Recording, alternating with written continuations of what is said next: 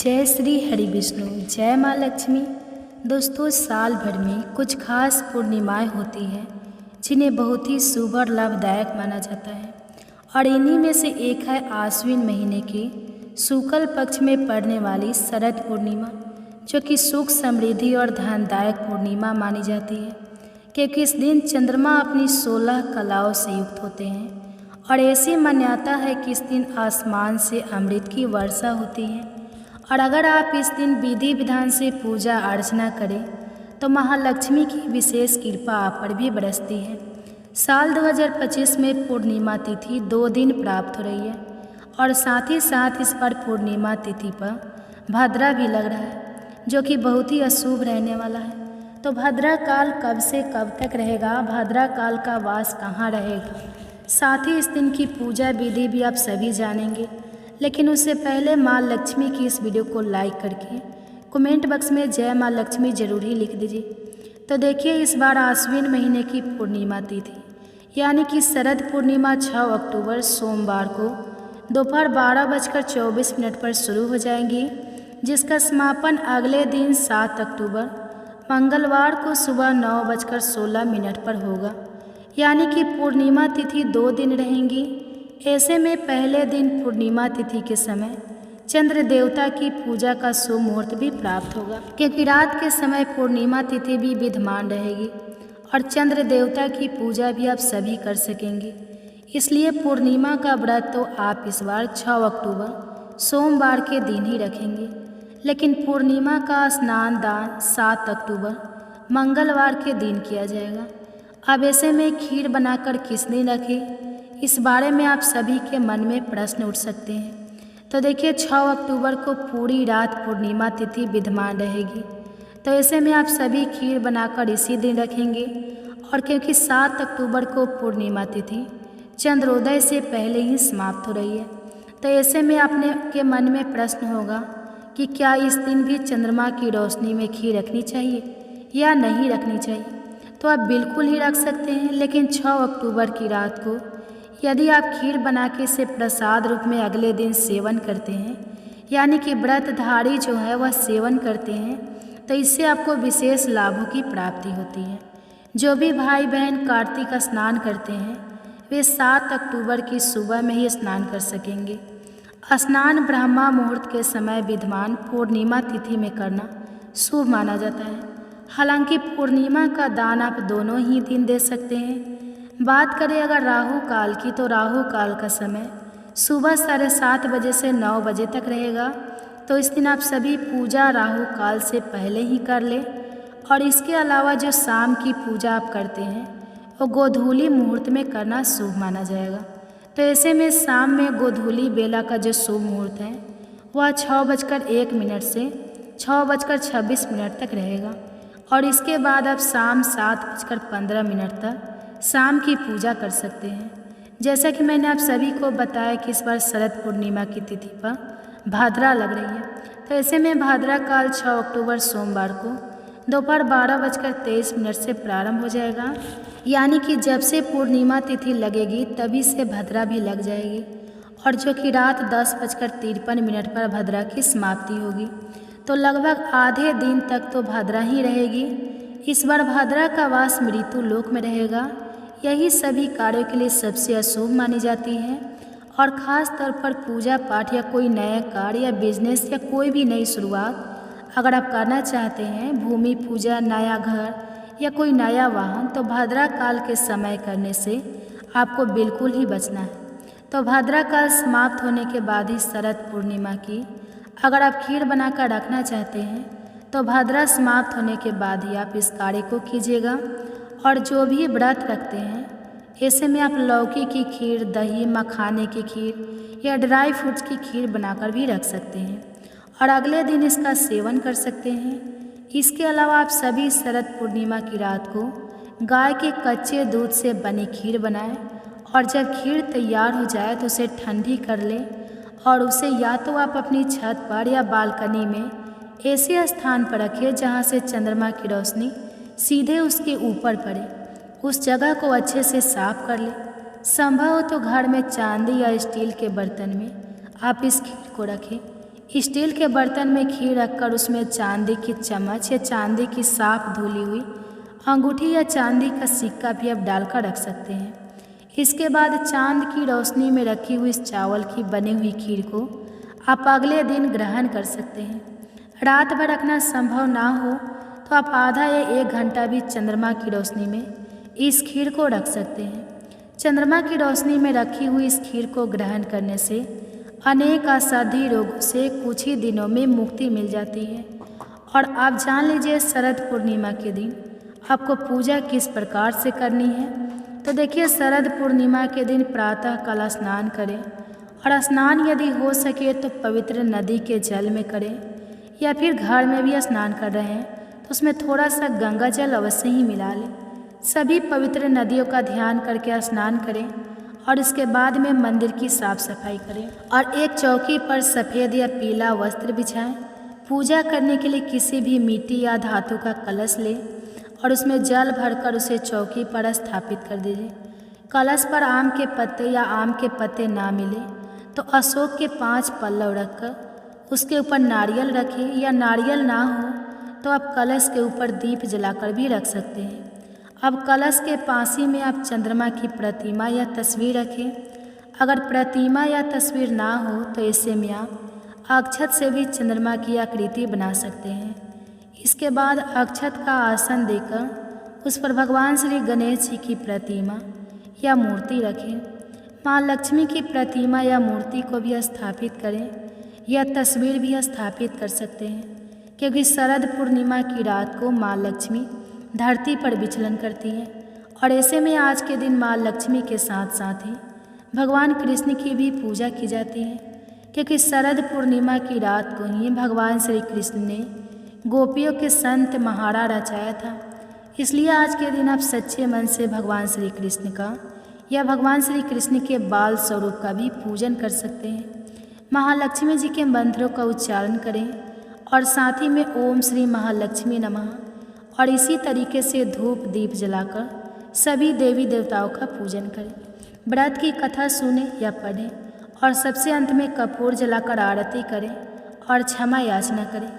भोग अंत में लगाया जाता है और सुबह की पूजा में आप दूध से बनी मिठाइयों का या फिर फलों का पंचामृत बनाकर भी आप भोग लगा सकते हैं। दिन भर उपवास रखें। जो लोग सत्यनारायण भगवान की व्रत रखते हैं या कथा पढ़ते या सुनते हैं तो उन्हें दोपहर में अभिजीत मुहूर्त के समय कथा पढ़नी या सुननी चाहिए, या फिर शाम को चंद्रोदय से पहले भी एक बार आप फिर से स्नान करके साफ स्वच्छ वस्त्र धारण करें और शाम के समय की पूजा की तैयारी कर लीजिए। और शाम के समय में भी आप सभी को विधि विधान से ही पूजा करनी होती है। शाम को स्नान करने के बाद आप खीर बनाएं। खीर आप गुड़ की या गाय के कच्चे दूध से ही बना सकते हैं। इसके अलावा आप ड्राई फ्रूट्स की या लौकी की या मखाने की खीर भी बना सकते हैं। और क्योंकि शाम की पूजा में चंद्र देवता की पूजा की जाती है, इसलिए 1 लोटे में जल भर के रखें और 1 गिलास में गेहूँ भर कर रखें और चंद्रमा को अर्घ्य देने वाले लोटे में आप शक्कर, बतासा, सफ़ेद पुष्प आदि डालें। और सबसे पहले आप यदि हो सके तो इस समय भी व्रत की कथा सुने या फिर पढ़ें। और चंद्रोदय हो जाने पर आप चंद्र देवता के मंत्र का यानी कि ओम सोम सोमाय नमः या फिर ओम सा चंद्रमस्य नमः इस मंत्र का 108 बार जप करते हुए जल के लोटे से चंद्र देवता को अर्घ्य दें। और जो खीर आपने बनाई है उसका भोग आपको इस दिन सबसे पहले माँ लक्ष्मी जी को अर्पित करना चाहिए। और इसके बाद में चंद्र देवता की पूजा करते समय चंद्र देवता को भी भोग के रूप में अर्पित करना चाहिए। इसके बाद पूजा करते समय मंदिर के कुछ दक्षिणा, फल या मिठाई रखें, जिसका दान आप या तो पूर्णिमा के दिन या फिर अगले दिन दे सकते हैं। इस प्रकार चंद्र देवता की पूजा करने के बाद आप फलाहार ग्रहण करके अपना उपवास खोल सकते हैं। शरद पूर्णिमा की रात को खीर बनाकर उसे खुले आसमान के नीचे रखें ताकि चंद्रमा की किरणें उस पर पड़ सकें, क्योंकि ऐसा माना जाता है कि आज की रात चंद्रमा से अमृत की वर्षा होती है, जिससे खीर में दिव्य गुण आ जाते हैं। चंद्रमा की रोशनी में रखी हुई खीर को एक बार पहले भगवान को भोग लगाया जाता है और बाद में उसे प्रसाद के रूप में सभी लोग बांटकर स्वयं भी ग्रहण कर सकते हैं। आप इस खीर को अपने घर की छत या आंगन में या जहाँ पर भी चंद्रमा की रोशनी पड़े ऐसे स्थान पर ही रखिएगा। ध्यान रखें कि खीर में धूल, मिट्टी या किसी भी प्रकार की गंदगी से इसे बचाना है। साफ जगह पर रखें, छलनी से इसे ढक दे ताकि इसके ऊपर केवल चंद्रमा की ही किरण ही पड़ सके। और ऐसा माना जाता है कि इस रात को माँ लक्ष्मी जी घर घर में जाकर देखती है कि कौन जाग रहा है और कौन सो रहा है। इसलिए शरद पूर्णिमा की रात को कोजागरा पूर्णिमा भी कहा जाता है। जो भक्त चाहते हैं कि उनके घर में सुख समृद्धि के साथ साथ ही पूरे वर्ष महालक्ष्मी का स्थायी निवास बना रहे, तो उन्हें आज के दिन विधि विधान के साथ शरद पूर्णिमा की पूजा जरूर ही करनी चाहिए। पूजन सामग्री का विसर्जन आपको अगले दिन यानी कि पूर्णिमा तिथि के अगले दिन कर सकते हैं। जो भी चौकी आपने लगाई है उसे भी आप विधि विधान से हटा लें और पुष्प आदि अर्पित किए हैं तो उनका भी विसर्जन बहते हुए जल में कर दें। या जो दक्षिणा है या गेहूँ है आप इन्हें किसी मंदिर में भी दान दे सकते हैं या आप चाहे तो किसी ब्राह्मण को भी दान कर सकते हैं। शरद पूर्णिमा के दिन सुनाई जाने वाली कथा भी आप मेरे चैनल त्योहार और जो भी चैनल मेरे चैनल पर अपलोड किया जाएगा आप वहां आप सुन सकते हैं। वंदना काव्य चैनल पे अपलोड किया जाएगा, आप वहां जाकर सुन सकते हैं। वीडियो को ज़्यादा से ज़्यादा शेयर जरूर ही कीजिएगा। साथ ही माँ लक्ष्मी के वीडियो को लाइक करने में कंजूसी मत कीजिएगा। कमेंट सेक्शन में भी जय माँ लक्ष्मी जरूर ही लिखिएगा। तो आज्ञा दीजिए, जय माँ लक्ष्मी। अब आप सुनिए शरद पूर्णिमा की कथा। आज मैं आपको शरद पूर्णिमा की वह पावन कथा सुनाने जा रही हूँ जिसे सुनने और पढ़ने मात्र से जीवन के समस्त दोष दूर होते हैं। मनुष्य को उत्तम स्वास्थ्य, अखंड सौभाग्य और अमृत तुल्य आयु का वरदान प्राप्त होता है। यह व्रत आश्विन मास की पूर्णिमा को मनाया जाता है जिसे शरद पूर्णिमा, कोजागरी पूर्णिमा या रास पूर्णिमा भी कहा जाता है। कहा जाता है कि इस रात्रि को चंद्रमा अपनी 16 कलाओं से पूर्ण होकर अमृत की वर्षा करती है। इस रात का चंद्रमा औषधीय गुणों से युक्त अमृत रस बरसाता है और उसी की छाया में रखा गया खीर का प्रसाद अमृतमय बन जाता है। पुराणों में वर्णित है कि शरद ऋतु का आगमन होते ही आकाश स्वच्छ, निर्मल और तारों से सुसज्जित हो जाता है। वर्षा का मलिनापन समाप्त होकर वातावरण शुद्ध और पवित्र हो जाता है। इसी काल खंड में जब पूर्णिमा आती है तो उसे शरद पूर्णिमा कहते हैं। इस रात्रि को जागरण करने, चंद्रमा का दर्शन करने और खीर का भोग लगाकर प्रसाद रूप में ग्रहण करने का विशेष महत्व बताया गया है। यह भी मान्यता है कि जो भक्त इस दिन व्रत रखकर चंद्रमा को अर्घ्य देता है और रात्रि को कथा पूजन करता है उसे जीवन में सुख, समृद्धि और दीर्घायु की प्राप्ति होती है। शरद पूर्णिमा को कोजागरी पूर्णिमा भी कहा जाता है। को का अर्थ है जागृति, अर्थात कौन जाग रहा है। कथा आती है कि एक बार देवी लक्ष्मी और भगवान विष्णु ने इस रात्रि को जागकर यह देखने का निश्चय किया कि कौन से मनुष्य जागरण कर रहा है। देवी लक्ष्मी रात्रि में विचरण कर यह देखती है कि कौन जाग रहा है। जो व्यक्ति जागते हुए ध्यान, भजन, कथा, व्रत या दान करता है, देवी लक्ष्मी उस पर प्रसन्न होकर उसे धन, धान और समृद्धि का वरदान देती है। इसलिए इस दिन जागरण करने, व्रत करने और कथा सुनने का विधान है। संकट पुराण में उल्लेख है कि समुद्र मंथन के समय जब अमृत प्रकट हुआ, उस अमृत का एक भाग चंद्रदेव को भी प्राप्त हुआ।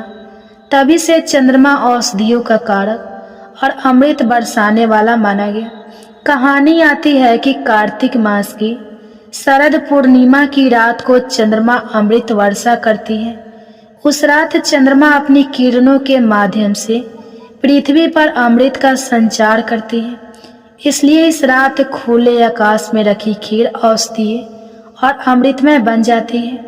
इसे ग्रहण करने से रोग दूर होते हैं और शरीर पुष्ट होता है। शरद पूर्णिमा का सबसे प्रचलित और दिव्य प्रसंग है श्री कृष्ण की महारास लीला से।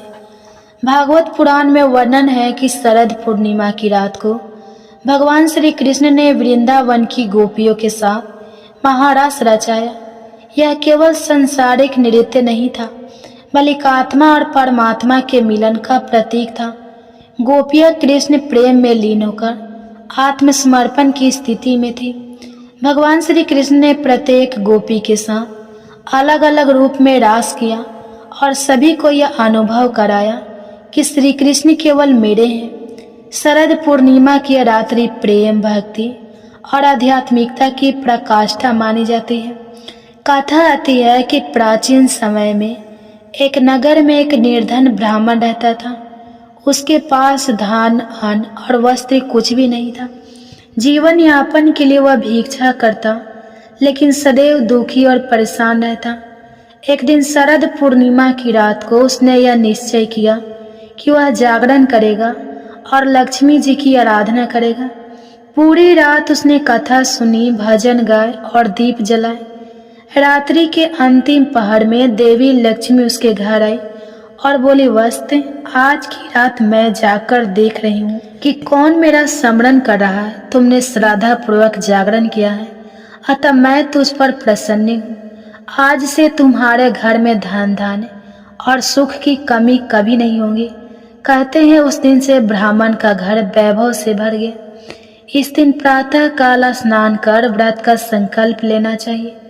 दिन भर उपवास करे, रात्रि को लक्ष्मी नारायण की पूजा करे, दूध, चावल और शक्कर से बनी खीर का भोग लगाए और चंद्रमा को अर्घ्य देकर वह खीर आकाश तले रख दे। रात्रि को कथा, भजन और जागरण करे। प्रातः वह खीर प्रसाद रूप में ग्रहण करे। कहते हैं इस विधि से व्रत करने वाला मनुष्य रोग मुक्त होता है, सौभाग्य प्राप्त करता है और घर में लक्ष्मी का वास होता है। शरद पूर्णिमा व्रत कथा सुनने और पालन करने से रोग और दोष दूर होते हैं। संतानहीन को संतान सुख मिलता है, दरिद्रता समाप्त होती है और घर में लक्ष्मी का वास होता है। पति पत्नी के संबंध मधुर होते हैं। मनुष्य को जीवन में शांति और सौभाग्य मिलती है। पुराणों में वर्णित है कि चंद्रमा जब समुद्र मंथन से उत्पन्न हुआ तो उसमें अमृत का तेज समाया हुआ था। धीरे धीरे चंद्रमा की कलाएं पूर्ण होती गई। अमावस्या से लेकर पूर्णिमा तक 15 कलाएं क्रमशः बढ़ती है और 16वीं कला को पूर्णता की स्थिति माना गया है। शरद पूर्णिमा की रात चंद्रमा अपनी 16 कलाओं से पूर्ण होता है। यही कारण है कि यह रात विशिष्ट मानी जाती है। कथा आती है, चंद्रदेव ने ब्रह्मा जी से पूछा, भगवान, मेरी 16 कलाएं तो पूर्ण हो जाती हैं, परंतु यह विशेषता क्यों दी गई है कि शरद पूर्णिमा की रात को ही अमृत वर्षा करूं?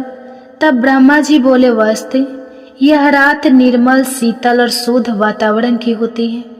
वर्षा ऋतु के बाद भूमि और आकाश पवित्र हो जाते हैं। इस रात जब तुम अमृत वर्षा करते हो तो समस्त प्राणी रोगों से मुक्त होकर स्वस्थ होते हैं। इसलिए यह मान्यता बनी कि इस रात रखी गई खीर, जल अथवा अन्य पदार्थ अमृतमय हो जाते हैं। प्राचीन काल में आश्रमों में ऋषि मुनि इस रात विशेष जागरण और जप तप करते थे। महर्षि कश्यप ने अपने शिष्यों से कहा, वत्स, यह शरद पूर्णिमा की रात्रि है। आज चंद्रमा की किरणों में अमृत बरस रहा है। इस रात उपवास रखकर जप तप करने से वर्षों की साधना का फल मिलता है। ऋषि कहते हैं कि इस रात किया गया तप 100 गुना फल देता है। जो साधक मौन व्रत रखकर ध्यान करता है उसे सिद्धियां प्राप्त होती हैं। एक प्रसिद्ध लोक कथा आती है। एक नगर में एक राजा था जिसकी रानी बड़ी धर्मपरायण थी।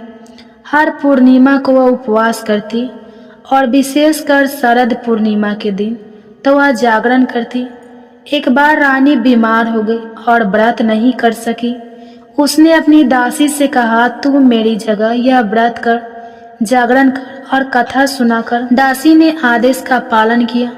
उसने शरद पूर्णिमा का व्रत किया, रात्रि में जागरण किया और कथा सुनी। रात को देवी लक्ष्मी नगर में घूमती हुई आई और बोली, जो जागृति, कौन जाग रहा है? दासी ने हाथ जोड़कर कहा, हे माँ, मैं जाग रही हूँ। देवी ने उसे आशीर्वाद दिया और उसके भाग्य में ऐश्वर्य लिख दिया। कुछ समय बाद दासी रानी बनी और पुरानी रानी साधारण स्त्री बन गई।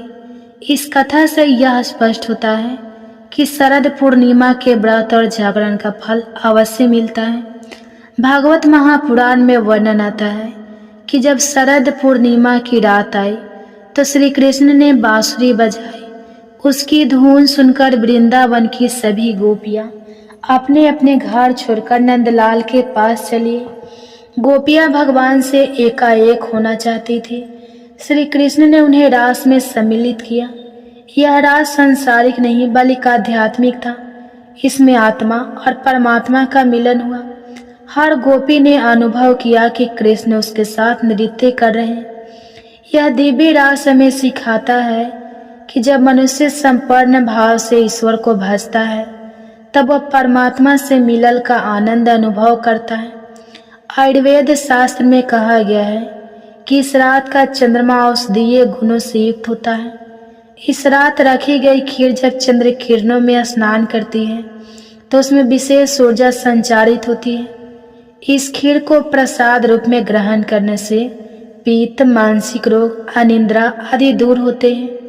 कहावत है शरद पूर्णिमा की खीर तन मन को करे धीर। एक गांव में एक निर्धन बालक रहता था।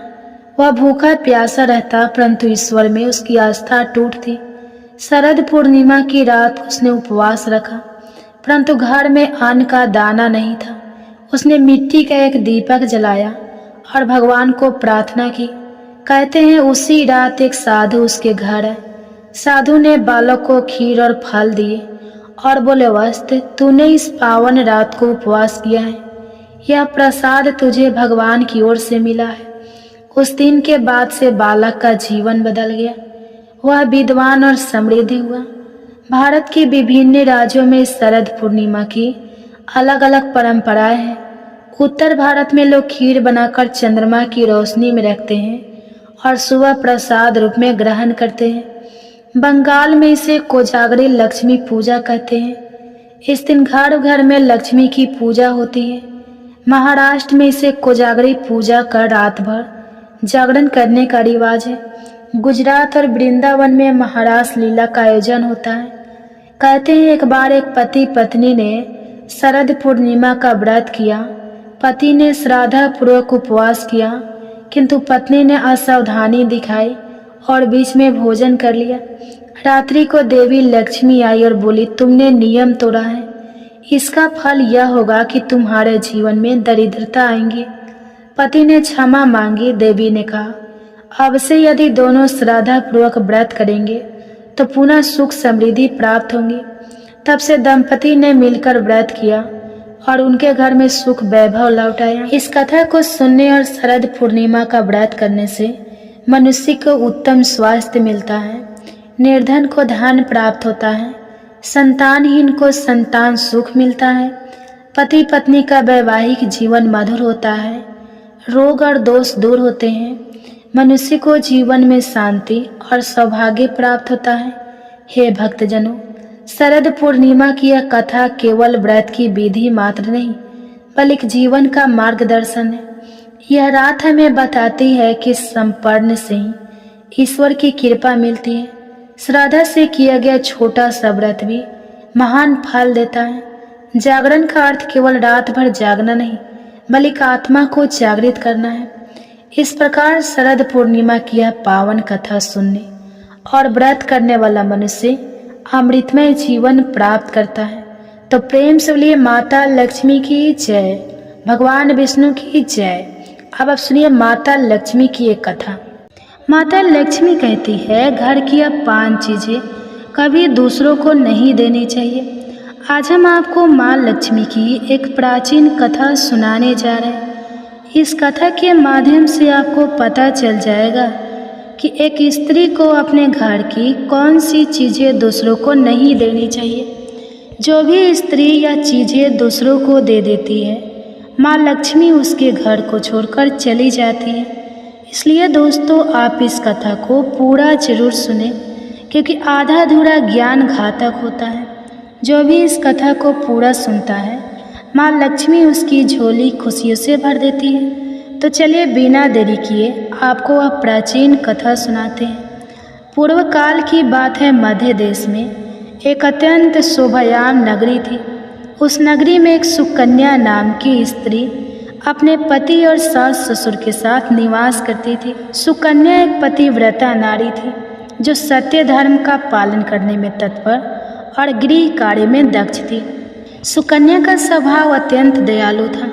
वह सदैव दूसरों की सहायता किया करती थी। सुकन्या का पति संजय एक वैश्य था। उसकी अनाज की एक दुकान थी। वह बाजार में लोगों की ज़रूरत की चीज़ें बेचा करता था। सुकन्या अपने पति से बहुत अधिक प्रेम करती थी। वह अपने पति को ही परमेश्वर मानकर उसकी सेवा करती थी। सुकन्या नित्य पति से पहले जागती थी, अपने घर का आंगन को स्वच्छ करती थी, फिर रंगोली बनाकर आंगन की सजावट करती थी। उसके बाद वह अपने घर को स्वच्छ करती, फिर स्नान आदि कार्य संपन्न करके वह तुलसी को जल देती थी और देवी देवताओं का पूजन करती थी। इस प्रकार से वह रोज अपने नित्य कर्म करती थी। सुकन्या ने कभी किसी का अनादर नहीं किया। वह सभी के साथ मधुर वाणी में बातें करती थी। सभी लोग सुकन्या को देखकर कहने लगे कि यह तो साक्षात लक्ष्मी के समान गुणों वाली स्त्री है। यह अपने परिवार का कितने अच्छे से ख्याल रखती है। इसके अलावा सुकन्या दान धर्म करते समय कभी अपने हाथ पीछे नहीं खींचती थी। उसके द्वार पर जो भी याचक आता वह उसे दान दिए बगैर नहीं भेजती थी। उसके द्वारा से कोई खाली हाथ नहीं जाता था। जो भी भूखा उसके द्वार पर आता तो वह भर पेट भोजन करके ही लौटता था, जिससे उसके द्वार पर आए हुए सभी याचक अत्यंत प्रसन्न होकर उसे आशीर्वाद देकर लौट जाते थे। इतना ही नहीं, सुकन्या अपने पड़ोसियों की भी सहायता करती थी। उसके पड़ोस में जो भी गरीब और दुखी लोग रहते थे उन्हें भी वह नित्य भोजन दिया करती थी। पड़ोसियों को जो जो चीज़ें लगती सुकन्या बिना विचार किए ही दे दिया करती थी, जिस कारण से सुकन्या के पड़ोसी भी उसका बहुत अधिक सम्मान करते थे। वे कहते थे, अहो ये सुकन्या तो साक्षात देवी है। देवी साक्षात माँ अन्नपूर्णा ने ही सुकन्या के रूप में जन्म लिया है। लोग जब भी सुकन्या की प्रशंसा करते तो वे सभी उसके विषय में अच्छी बातें ही कहते, लेकिन लोगों की बातें सुनकर भी सुकन्या ने कभी घमंड नहीं किया। वह उन सभी को आदर और सम्मान से ही बातें किया करती थी। फिर एक दिन की बात है, सुकन्या की एक पड़ोसन उसके घर पर आती है। सुकन्या उसका स्वागत करती है और बड़े प्रेम से उसे कहती है, हे बहन, तुम्हारे घर में तुम्हारा स्वागत है। आज किस कारण से तुम्हारा मेरे घर पर आगमन हुआ है? यदि कोई वस्तु चाहिए तो मुझसे मांग लो, मैं तुम्हारी अवश्य मदद करूंगी। सुकन्या की पड़ोसन कहती है, हे सुकन्या बहन, आज मेरे घर पर बहुत से रिश्तेदार आए हैं। उनके लिए मैं भोजन बना रही हूँ, इसलिए मैं तुम्हारे पास रोटी बनाने के लिए चकला, बेलन और तावा मांगने आई हूँ। यदि तुम कुछ समय के लिए मुझे चकला, बेलन और तावा दे दोगी तो बड़ी कृपा होगी। मैं काम हो जाने के बाद तुम्हें जल्दी लौटा दूंगी। सुकन्या कहती है, हे बहन, इसमें क्या बड़ी बात है? अभी मुझे चकला बेलन की आवश्यकता नहीं है, इसलिए तुम मेरा चकला बेलन और तावा ले जा सकती। रुको, मैं अभी तुम्हें ला कर देती हूँ। फिर सुकन्या रसोई घर में जाती है और रसोई घर से चकला बेलन और तावा लाकर उस पड़ोसन को देती है। तब पड़ोसन कहती है, हे बहन, तुम्हारा बहुत बहुत धन्यवाद। आज तुमने मेरा काम सफल कर दिया है। मैं अपने मेहमानों को भोजन कराकर तुम्हारा चकला बेलन जल्दी से लौटा देती हूँ। सुकन्या कहती है, हे बहन, चिंता की कोई बात नहीं है। जब तुम्हारा कार्य पूर्ण हो जाएगा तब तुम मुझे लौटा देना। फिर वह पड़ोसन सुकन्या का चकला, बेलन और तावा लेकर चली जाती है। कुछ समय बाद अन्य एक स्त्री सुकन्या के घर पर आती है। सुकन्या उसका भी प्रेम से स्वागत करती है और पूछती है, पधारो बहन, आज तुम्हें मुझसे क्या काम है? संकोच ना करो और बताओ तुम्हें मुझसे क्या चाहिए। मैं तुम्हारी मदद जरूर करूँगी। तब वह स्त्री कहती है, हे बहन, मेरे घर में बहुत गंदगी हो गई है और मेरे घर को साफ करने के लिए मेरे पास कुछ भी नहीं है, इसलिए मैं तुम्हारे पास झाड़ू मांगने के लिए आई हूँ। यदि तुम्हें कोई समस्या ना हो तो कृपया करके मुझे अपने घर की झाड़ू दे दो। मैं अपना घर साफ करके तुम्हें झाड़ू लौटा दूंगी। सुकन्या बिना विचार किए ही कहती है, हे बहन, बस झाड़ू ही तो है, इसमें क्या समस्या हो सकती है। तुम रुको, अभी मैं तुम्हें अपने घर की झाड़ू लाकर देती हूँ। इतना कहकर सुकन्या घर के अंदर जाती है और झाड़ू लेकर आती है और उस स्त्री को दे देती है। वह स्त्री सुकन्या के घर की झाड़ू लेकर चली जाती है और फिर कुछ देर बाद अन्य एक स्त्री सुकन्या के घर पर आती है। सुकन्या उसका भी बड़े प्रेम से स्वागत करती है। सुकन्या कहती है, पधारो बहन, क्या बात है, आज मेरे घर पर किस कारण से आना हुआ।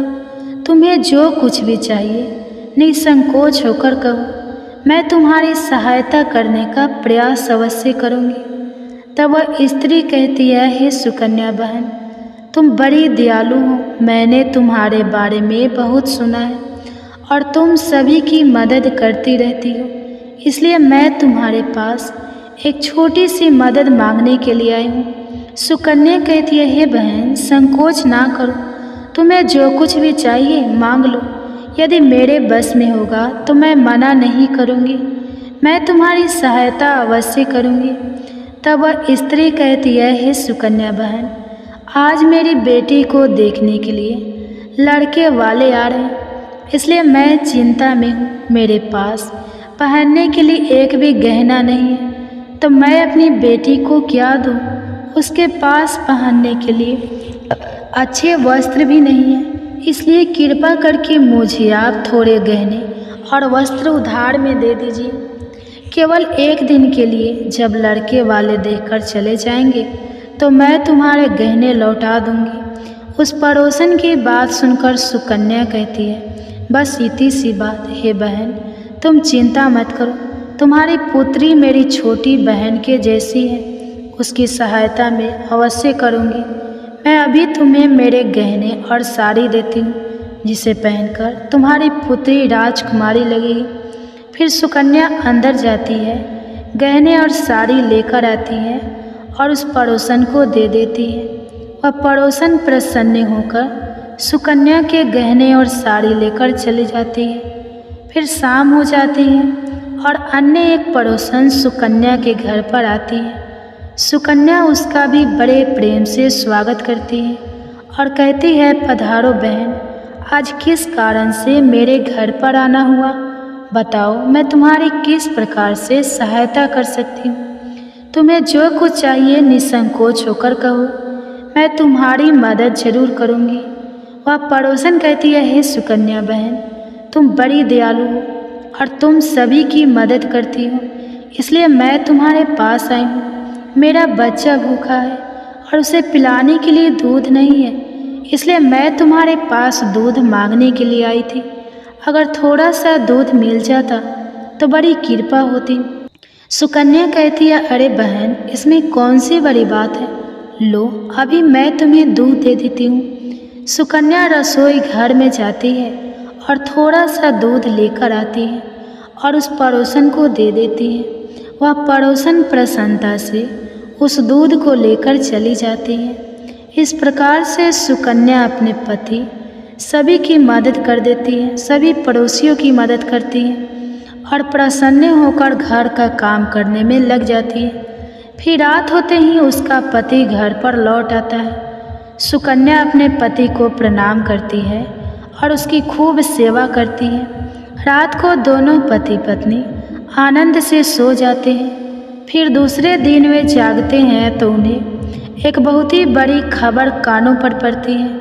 एक आदमी दौड़ते हुए सुकन्या के घर पर आता है और सुकन्या के पति से कहता है, हे भाई, कल रात को किसी ने आपकी दुकान लूट ली है, सारा माल गायब है सुकन्या का पति एकदम से घबरा जाता है और दौड़ते हुए अपने दुकान पर जाता है तो देखता है उसका सारा माल किसी ने लूट लिया है। वह देखता है कि उसके दुकान में रखा हुआ सारा धन भी चोरी हो चुका है। वह दुखी और निराश होकर घर पर लौटता है और सुकन्या को सारी बात बताता है, जिसे सुनकर सुकन्या बहुत दुखी हो जाती है। सुकन्या कहती है, आप चिंता ना कीजिए जी, हमारे घर में अभी बहुत सारा रखा हुआ है जिसे आप फिर से व्यापार शुरू कर सकते हैं। फिर सुकन्या अपने घर की तिजोरी में देखती है तो वह भी पूरी तरह खाली दिखाई देती है। उसके अंदर का भी सारा माल अब चोरी हो चुका था। यह देखकर सुकन्या बहुत दुखी हो जाती है। उसे समझ में नहीं आता कि यह कैसे हुआ। सुकन्या का पति उस पर बहुत क्रोधित हो जाता है और पूछता है, सुकन्या सच सच बताओ, हमारे घर के अंदर रखा हुआ सारा पैसा कहाँ गया? सुकन्या कहती है, मामी मैं घर पर ही थी, सारा धन तिजोरी में ही था, किसने इसे चुरा लिया पता नहीं। कृपया आप शांत हो जाइए, हम कोई ना कोई उपाय जरूर ढूंढ लेंगे। सुकन्या का पति कहता है, यह जो तुम दूसरे लोगों को घर पर बुलाकर खिलाती हो, अनजान लोगों को घर में बुलाती हो, उसी का फल है यह। उन्हीं में से किसी ने हमारे घर का सारा पैसा चुरा लिया है। क्रोध में आकर सुकन्या का पति उसे भला बुरा कहता है। सुकन्या की सास भी उसे बहुत कोसती है और कहती है, तुम ही इन पड़ोसियों को घर की चीज़ें देती रहती हो, बिना सोचे किसी भी मदद कर देती हो, उन्हीं में से किसी ने सारा पैसा चुरा लिया है। घर के सभी लोग सुकन्या को भला बुरा कहने लगते हैं। फिर सुकन्या अपने पति को दिलासा देते हुए कहती है, हे नाथ, मैंने मेरे कुछ गहने हमारी पड़ोसन को दिए हैं, मैं उसके पास से गहने लेकर वापस आती हूँ। फिर सुकन्या उस गरीब पड़ोसन के घर पर जाती है तो देखती है उसके घर पर कोई नहीं होता है। वह स्त्री भी घर छोड़कर सुकन्या के गहने लेकर भाग गई होती है। सुकन्या निराश होकर घर पर लौटती है और अपने पति को सारी बात बता देती है। सुकन्या की बात सुनकर उसका पति आग बबूला हो जाता है और सुकन्या को भला बुरा कहने लगता है। सुकन्या का पति कहता है, हे सुकन्या, तुम बड़ी मूर्ख हो, तुम्हारे ही कारण हमारा सारा धन वैभव चला गया। तुम्हारे दान देने की आदत के कारण ही हमारे ऊपर यह मुसीबत आन पड़ी है। अब तू इस घर में नहीं रह सकती, तो अभी इसी क्षण इस घर को छोड़कर चली जा। सुकन्या कहती है, हे नाथ, आपके सिवा मेरा इस दुनिया में कोई नहीं है, मैं आपको छोड़कर कहाँ जाऊँ। सुकन्या का पति कहता है, तू कहीं पर भी जा, लेकिन अब इस घर में तू नहीं रह सकती। तेरे ही कारण मेरा सब कुछ बर्बाद हो गया है।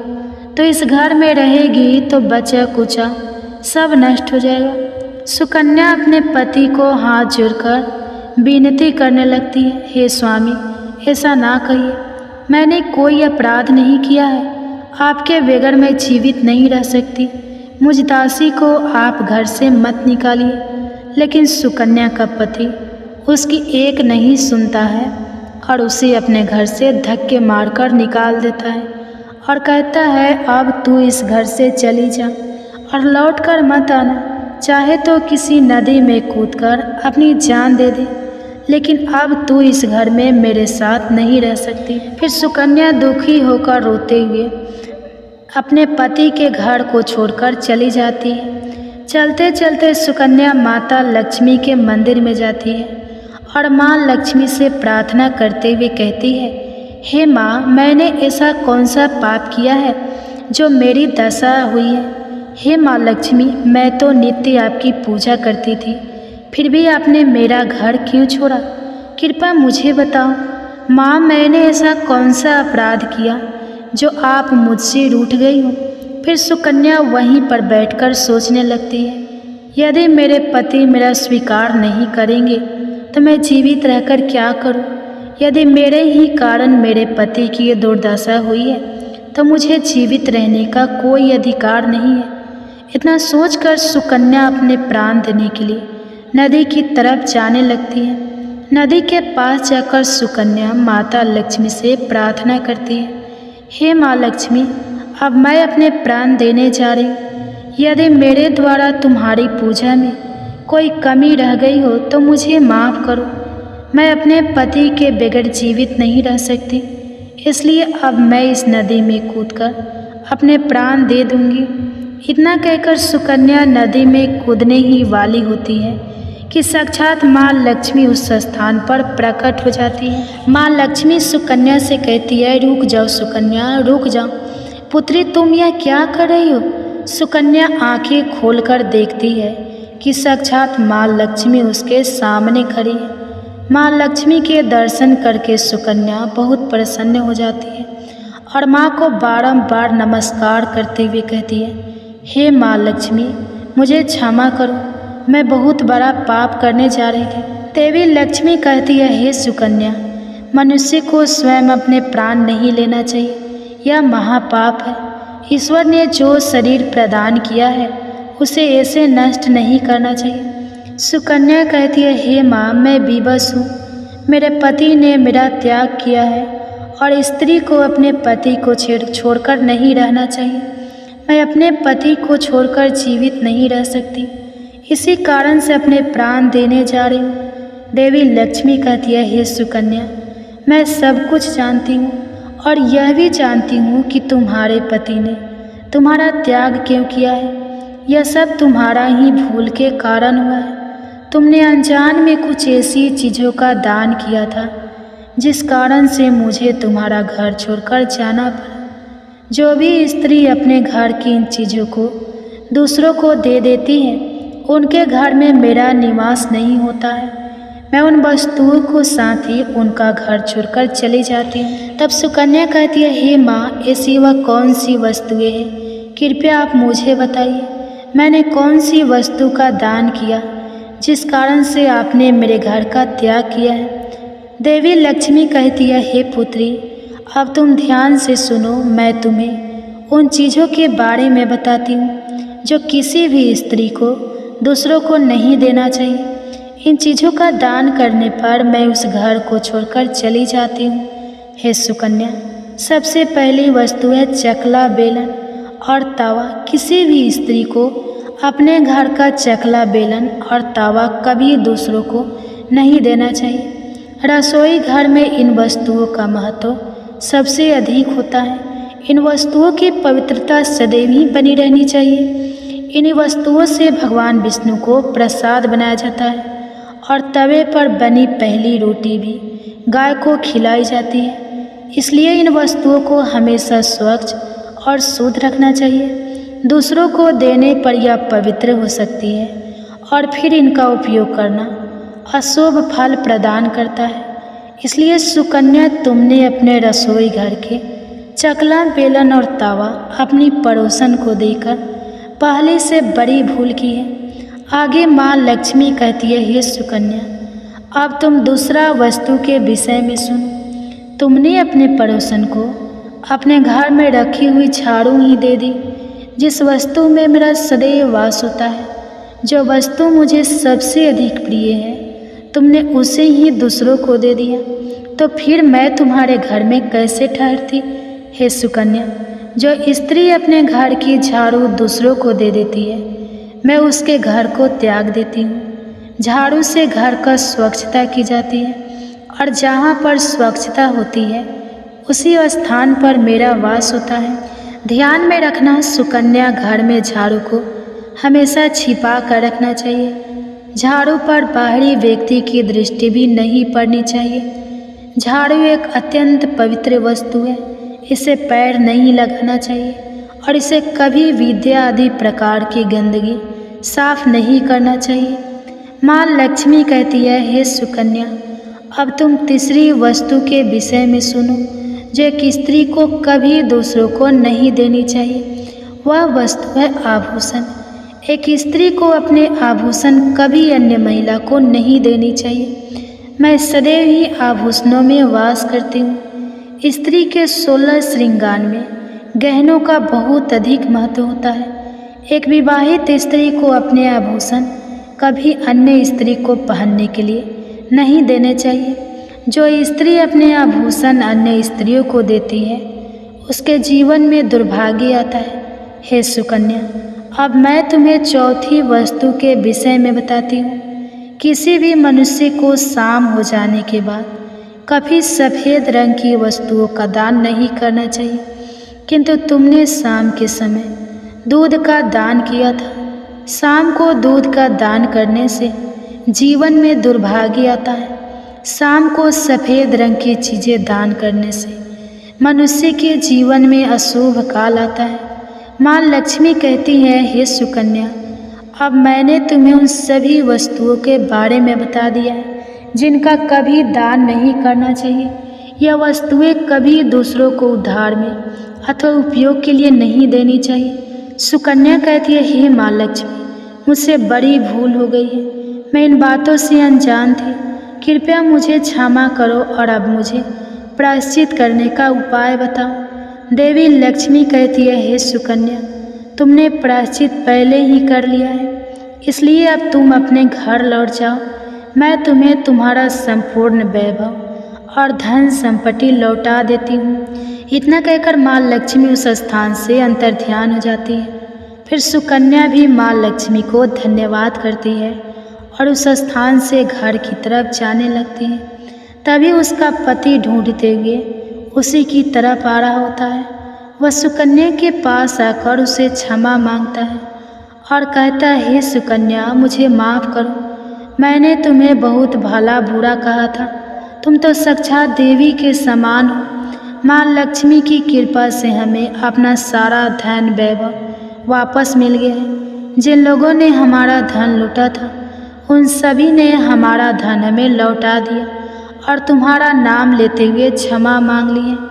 यह सुनकर सुकन्या बहुत प्रसन्न होती है और अपने पति के साथ घर पर लौट जाती है। माँ लक्ष्मी की कृपा से सुकन्या के घर में फिर से सुख समृद्धि आती है और उसके बाद से सुकन्या ने अपने घर की यह 4 चीज़ें कभी दूसरों को नहीं दी। तो दोस्तों, उम्मीद है आपको यह कथा पसंद आई होगी। वीडियो को लाइक ज़रूर करें और कमेंट्स में जय माँ लक्ष्मी ज़रूर ही लिखें। साथ ही चैनल को सब्सक्राइब करें। आप सभी का धन्यवाद। तो प्रेम से बोलिए माता लक्ष्मी की जय।